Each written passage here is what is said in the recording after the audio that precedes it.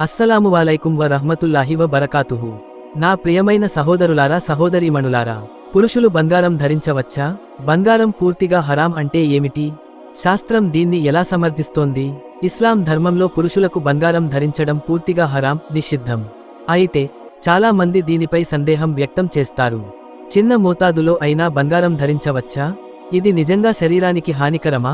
ఇస్లాం ధర్మంలో మాత్రమే ఇది నిషేధమా, లేక శాస్త్రం కూడా దీన్ని సమర్థిస్తుందా? 1. ఇస్లామీయ ధర్మపరమైన వివరణ. ప్రవక్త ముహమ్మద్ సల్లల్లాహు అలైహి వసల్లం స్పష్టంగా చెప్పారు, బంగారం మరియు రేచుకుర, సిల్క్ పురుషులకు హరాం, కానీ మహిళలకు హలాల్. సునన్ అబూ దావూద్ 4057, సునన్ ఇబ్నె మాజా 3595. ఇది అర్థం పురుషులు ఎంత చిన్న మోతాదులో అయినా బంగారం ధరించకూడదు. ఒక వ్యక్తి బంగారం ఉంగరం ధరించినప్పుడు ప్రవక్త సల్లల్లాహు అలైహి వసల్లం దాన్ని తీసివేసి, మీరిలో ఎవరికైనా నిప్పుల గడ్డిని చేతిలో పట్టుకోవాలనుకుంటున్నారా అని అన్నారు. సహీ ముస్లిం 2090. శాస్త్రీయ అధ్యయనాలు. బంగారం ఆరోగ్యంపై ప్రభావం. ఆధునిక శాస్త్రవేత్తలు పురుషులు బంగారం ధరించటం వల్ల హార్మోన్ల అసమతుల్యత, హార్మోనల్ ఇంబ్యాలెన్స్ రావచ్చని పేర్కొంటున్నారు. బంగారం లోహపు అయాన్లు, ఐకెన్స్ పురుషుల టెస్టోస్టెరాన్ హార్మోన్ను తగ్గించవచ్చు. దీని ప్రభావం ప్రజనన సామర్థ్యాన్ని, ఫర్టిలిటీ దెబ్బతీయవచ్చు.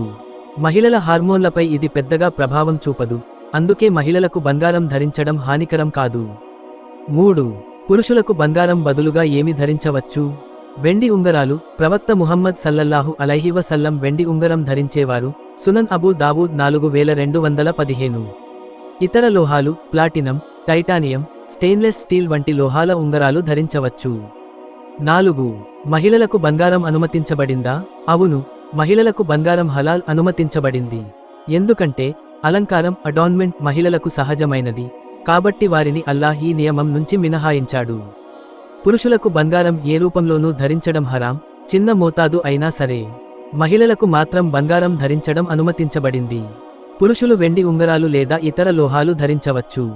శాస్త్రం కూడా బంగారం పురుషుల ఆరోగ్యానికి హానికరమని నిరూపిస్తోంది. ఇప్పుడు మీరు ఆలోచించండి, శాస్త్రం ఇప్పుడే కనుగొంటున్నదాన్ని ఇస్లాం 1400 సంవత్సరాల క్రితమే చెప్పింది. ఇస్లామీయ నియమాలు మానవ ఆరోగ్యాన్ని కాపాడటానికి ఉన్నవేనా?